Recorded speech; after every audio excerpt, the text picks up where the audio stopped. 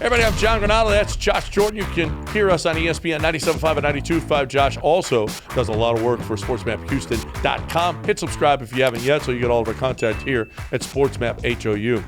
Is it enough if Jhiner Diaz takes a step forward like Pena did? Is that enough for the Houston Astros that for Jhiner Diaz to be, I don't want him to be as good as Jeremy Pena because that's asking quite a bit, but he has to be somebody that they can rely on this year, doesn't he? He absolutely, especially early in the season while it looks like Brantley maybe late April he's available. With Jordan, do you want to play him every single day in a row to start off the season? You want to be a little careful with his hands. So I think he's going to play some left field, Diaz. I think he's going to DH for you. I think he's going to be a big part of it early on. I do too, because they need offense. With Altuve out and Brantley out, you got to have some offense. You don't know what you're not sure what you're going to get out of Chaz or Jake Myers.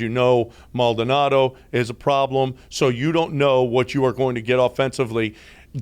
I thought Jeremy Pena was the key to the Astros last year when he started the season so well. They didn't miss Carlos Correa. They didn't have this bad feeling about the organization just letting guys go because Jeremy Pena stepped up. I think that's got to be, once again, the case with Jhiner Diaz, that he is going to step. But listen, this is what the Astros do.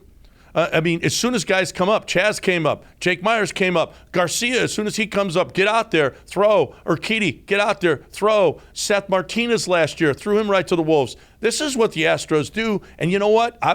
You got to give them credit. And it started with Jeff Luhnow. But their development, not only do they take good players and draft good players and sign good South American players, but they develop them, and they're ready for the big leagues. They are, and I've heard you talk about this, John. I think part of Jeremy Pena's success last year was that he was playing every day, and he started out of the gates playing well. Right. He built that confidence early. The team believed in him early. We knew he'd be good with the glove, but we were like, wow, look at the power this guy has. He can hit. So Diaz has the opportunity to play a lot. He can catch a little bit. He can DH for you. He can play a little left field. So I think that'll help him if he gets a lot of at bats and he can kind of get into the swing of things. Yeah, with Salazar coming, and you know now that you can use Diaz as opposed to him just sitting there watching. And by the way, if Mauricio Dubon, I believe he's going to be Framber's personal second baseman, just like he was Verlander's personal center fielder, because Framber throws a lot of ground balls. You want the better fielding. And Dusty,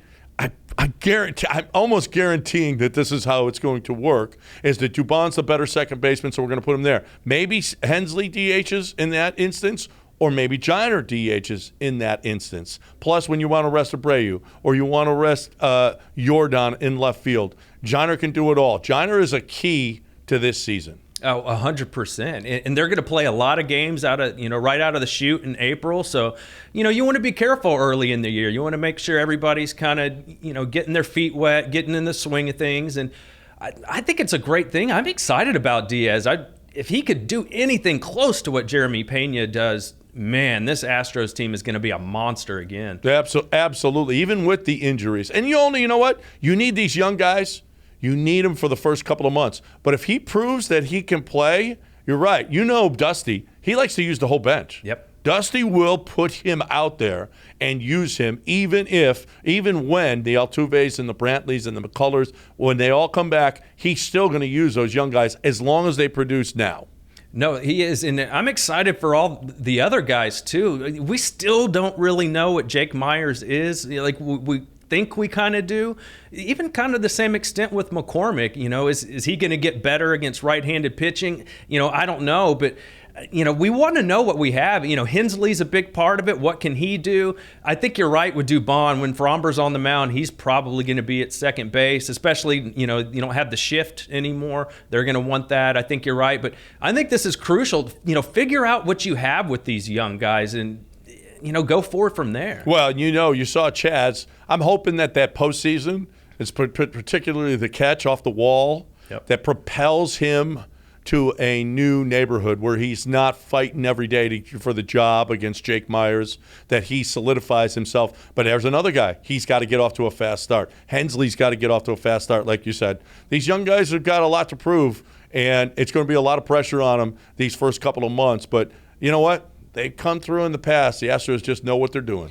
They do, and Brantley probably not going to be here next year. I'm just guessing, but I expect Brantley to be good this year, but how much longer will he be here? I think it's interesting too. You're going to get a sneak peek of what life could look like without Jose Altuve.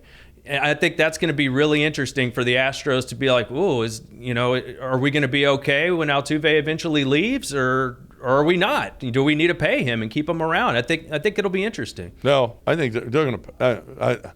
I think Jose Altuve he'll be an Astro lifer. That's one guy.